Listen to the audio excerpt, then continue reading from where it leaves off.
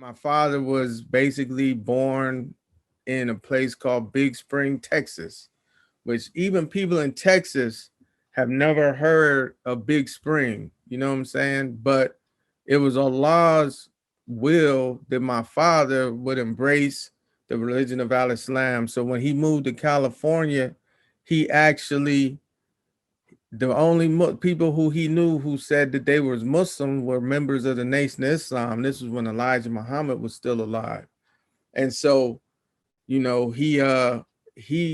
there was obviously some things that he didn't really agree with, but he still decided to embrace Islam. And then on his way, before he embraced Islam, he said, "Let me go to a bookstore so that I can read about the religion." And he said when he went into a bookstore in San Francisco, a book caught his eye from across the room as soon as he entered. So he went straight to the shelf, and it was a book called The Inner Dimensions of Islamic Worship by Imam al-Ghazali. And so he started to read that book in 1973, and he agreed with everything in the book, and then he embraced the religion of Islam. Even though he didn't know the Arabic language, he didn't have Muslims in his family, he didn't even know any practicing Sunni Muslims, but his first Ramadan was in 1974. He found a masjid, and he, took Shahada, and he began to practice Islam.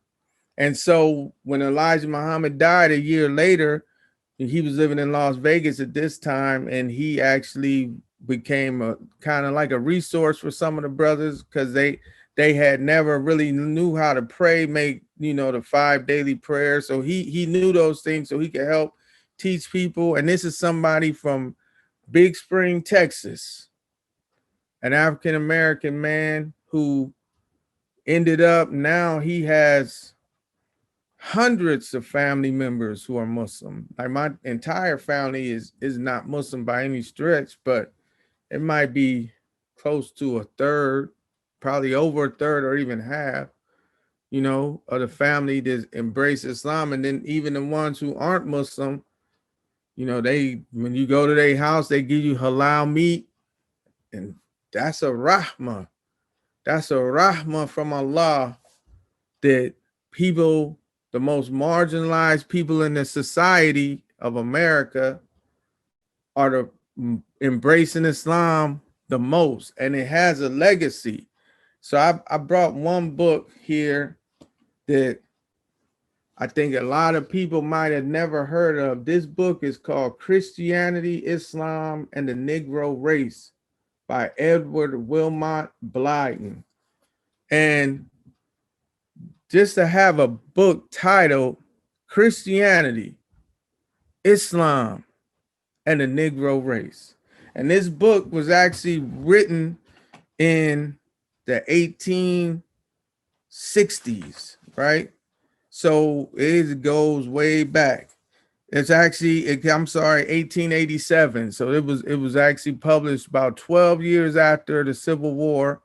This man, Edward Wilmot Blyden, was born in St. Thomas in the Virgin Islands, and he was denied entry into theological seminary in Rutgers because of his race.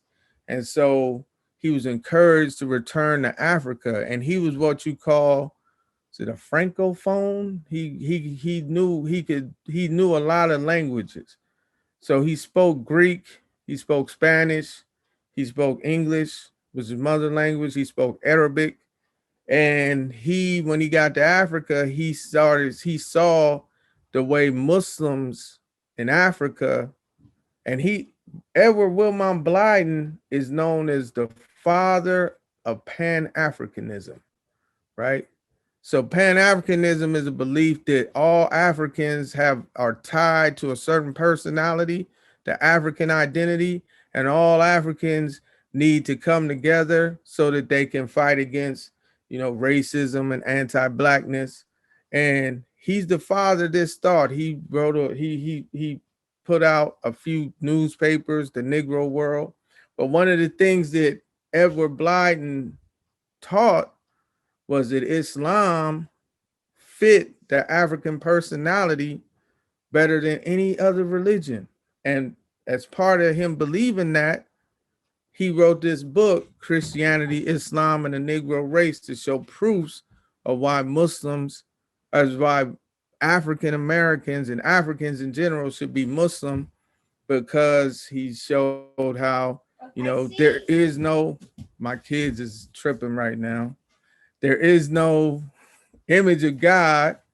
And so it's better that you don't have an image of God instead of having an image of God and that image look like your oppressor. So, that was one of the reasons. Also, he showed how African Muslims had created these empires in Africa, and African Muslims didn't need foreign aid to prop them up. They was able to be independent and on their own. And it's a good read for Muslims even today. But the reason I bring it up is because that book gave intellectual African Americans the idea that they were supposed to be Muslims. And so you start seeing around the turn of the 20th century, all of these groups popping up and embracing the religion of Islam, or what they thought was the religion of Islam. And those journeys into actually led them to the religion of Islam. And this is Rahma from Allah. This is Allah's mercy, because nobody else would have thought that Black folks in America would be Muslim. Like, there is no other religion outside of Christianity that Black people embrace other than Islam. I'm talking about in large numbers, you either going to be Muslim basically or Christian. If you African American, those are the odds. You're not going to be a Hindu. You'll find Black Hindus, but not in large numbers. Not a large number of Black Jews. You find Black Jews, but not in the numbers of Christians and Muslims, right? And this is from Allah's mercy that, Allah in the Holy Quran, he says, "En nuridu en namuna ala ladina stadifu fil ard, wa naj'alahuma imma wa naj'alahuma warithin." That he wanted to show a manna, or he wanted to show a preference or a favor. And this Al-Manan is one of the names of Allah. Al-Manan is one of the names of Allah. And this name is he who bestows favors, even though those who the favors go to are seen as not being worthy of that favor, right? This is a beautiful name of Allah, Al-Manan, right? So you're going to get a favor and other people going to say, you didn't earn that. Why he get that favor? He didn't earn that. But on the exterior might not look like you earn it, but Allah sees the hearts. So Allah says he wanted to show a favor to those who have been made weak in the land. And he wanted to make them the imams, and he wanted to make them into the inheritors of this religion. And so this ayat is an ayat of Quran that can show the Black Islamic experience more than, not more than any other ayat, but, we love all the ayats of Quran, but this definitely puts a focus or a spotlight on what's going on in Black America when you see all of these African American people who don't speak Arabic. They don't have Muslim families. On the most part, most people just kind of they read the autobiography of Malcolm X or something, and then they say, okay, I'm about to become Muslim. That's it. You know what I'm saying? It's not like there's a strong dawah program in the Black community, people not spending like trillions of dollars to convert Black Muslims. It's just something that's happening organically, and it's a rahmah, it's a mercy from Allah. And just to switch gears, we got some bad news about two people. One, Imam Fahim Shuaib, his daughter passed away, Sophia Mahasin Shuaib. So please make dua for Imam Shuaib's daughter. Nobody ever could come to Oakland and be Muslim in the last 3 or 4 decades and not known Imam Fahim. He's been working in the community so long, and our heart goes out when condolences go out. And then also Sister Nora, her house, she was her husband was killed in a house fire, and their 1-year-old daughter, and she's pregnant and she received severe burns. So I'm just going to recite Surah Al-Fatiha with the intention of healing. And so if everybody could just pray that she is healed from her condition and her baby is unharmed, the unborn one, and pray that her husband and her daughter are united in the paradise, and pray for peace for the people of America, man. It's like the things that's going on out here are crazy. You know what I'm saying? And that the fire that was actually set, somebody actually set the fire at Sister Nora and Hisham's house. And it's just mind-boggling. It's mind-boggling. But one of the things is that we know that the shaitan, the jinns are locked up and the doors of hell are locked. So it's a good indication for people who pass away in the month of Ramadan that this is a time that Allah is accepting their death. It's a good indication.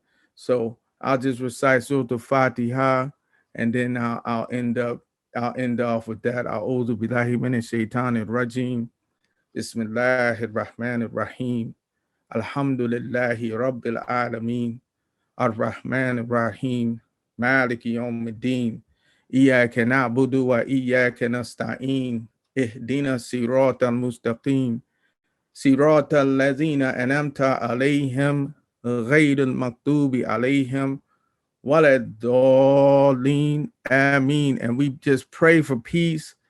You know, the Yemeni community has been in Oakland for a generation, and we don't want there to be some kind of like big drama between the African Americans and the Yemeni community in Oakland. So please pray for peace and pray that there are no more tragedies or incidents.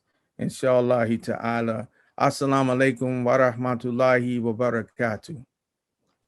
Wa alaikum assalam wa rahmatullahi wa barakatuh. Allah bless Amir Sundiata, mashallah, for blessing us with his time and sharing those insights, mashallah. And just to ponder the fact that the rahmah of Allah subhanahu wa ta'ala, inshallah, is bestowed upon everyone. And that, you know, the people that he just mentioned just now, it's not upon us to allow him sharing that very intimate situation with us, save that we raise our hands and pray for them and pray for Amir Sundiata, inshallah. He's very kindly offered to give us his time every week, mashallah, on Sunday. So we, you know, I didn't want you to finish. We all wanted, mashallah, to hear a lot more from you. Allah bless you. And so we look forward, inshallah, to hearing you, inshallah, next week. Allah bless your community, bless your family, inshallah. Bless those who passed, inshallah, with firdaus, inshallah, min duni hisab, inshallah, with any type of reckoning, inshallah. Forgive us any shortcomings with you, inshallah. We look forward to seeing you next week. Allah bless you, Sayyidi. Really appreciate your time. Thank you so much. Alhamdulillah. Assalamu alaikum wa rahmatullahi wa barakatuh.